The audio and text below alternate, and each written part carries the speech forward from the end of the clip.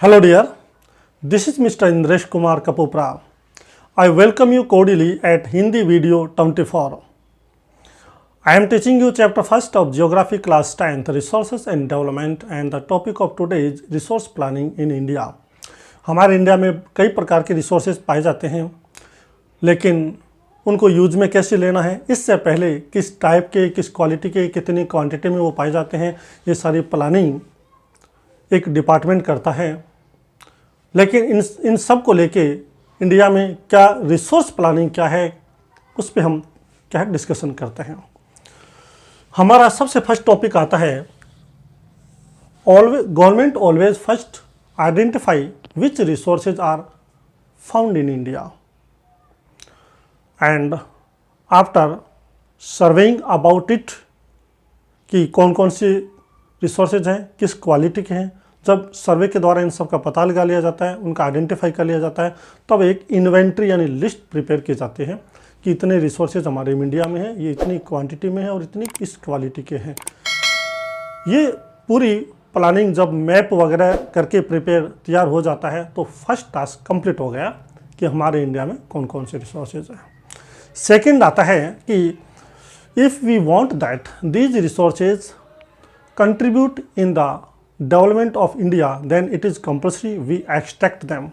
उनको एक्सट्रैक्ट करने के लिए सबसे पहले हमें उनको लैंड के नीचे से यूज निकाल के यूज में लेना होगा। इसके लिए मोस्ट ऑफ फर्स्ट हमारे पास टेक्नोलॉजी होनी चाहिए, नहीं है तो हायर करेंगे, है तो यूज में लेंगे। तो इसके लिए सबसे पहले हमारे पास क्या है, हम बात करते हैं टेक्नोलॉजी की।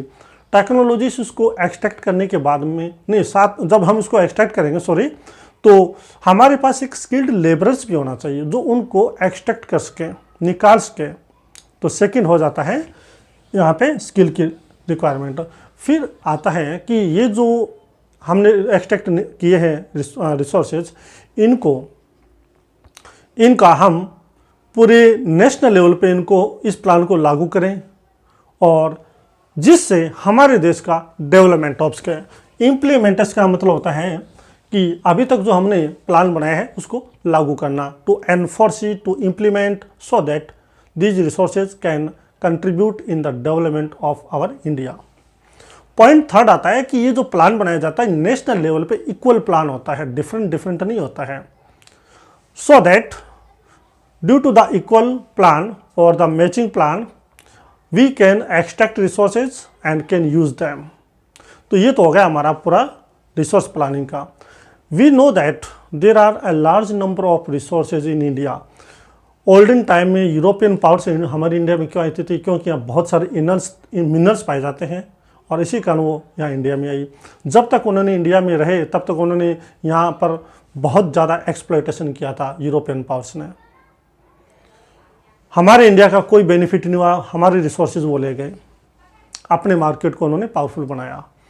अब आता है कि हमारा इंडिया जब फ्री हो गया ब्रिटिश एम्पायर से, तो उसके बाद में हमारी गवर्नमेंट ने इन रिसोर्सेज को हमारे इंडिया के कंट्रीब्यूशन डेवलपमेंट के लिए यूज़ में लेने की सोची।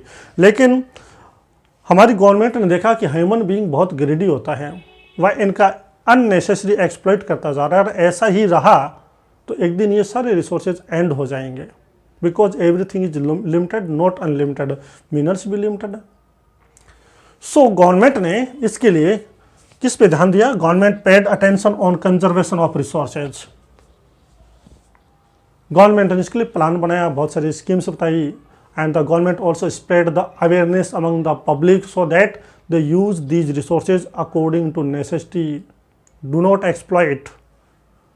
क्योंकि इनके एक्सप्लॉयटेशन से ह्यूमन बीइंग की लाइफ डेंजर में आ जाएगी, खतरे में आ जाएगी, और आप जानते हैं कि ये हमारे लाइफ के इम्पॉर्टेंट पार्ट है, फिर हमारे लिए बहुत बड़ी प्रॉब्लम क्रिएट हो जाएगी। महात्मा गांधी ने भी एक स्टेटमेंट कहा है, क्या है कि गांधी जी ने कहा है कि सफिशिएंट फॉर एवरीबॉडीज नीड। यहाँ पे हमारे इतने रिसोर्सेज हैं जो हर किसी की नेसेसिटी को तो कंप्लीट कर सकते हैं, but not available for everybody's greed. लेकिन किसी के ग्रीड, लालच को पूरा नहीं कर सकते, इतने नहीं हमारे यहाँ।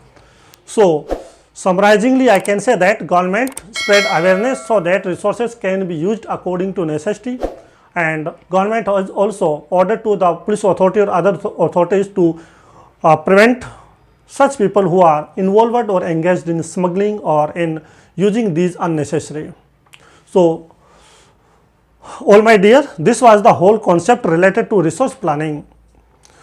We can create different kind of question from the view of NCERT board, CBSE board. What is the first planning of government to use the resources? Mention this planning.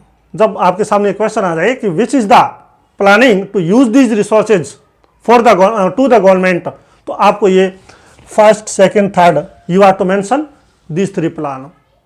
Why did the Europeans come to India, और how did they exploit our resources? ये भी उसमें दिया हुआ है, उन्होंने recklessly, indiscriminately हमारे resources को exploit किया था. What is the planning of government regarding conservation of resources? ये भी मैंने आपको बताया है. ये statement आ जाए, sufficient for everybody's need but not for nobody's greed. Who said this statement? ये महात्मा गांधी ने कहा था. So I come with a very best topic. International level पे इनके कंजर्वेशन के लिए क्या सबसे पहले कौन से स्टेप्स लिए गए, what is Paris agreement, what is Kyoto protocol, इन सभी के साथ अगले वीडियो में मैं आऊँगा. I think you must watch and I'm very grateful to you that you watched this video. Once again, I'm very thankful to you watching this video. Have a good day, have a nice day, till the next video.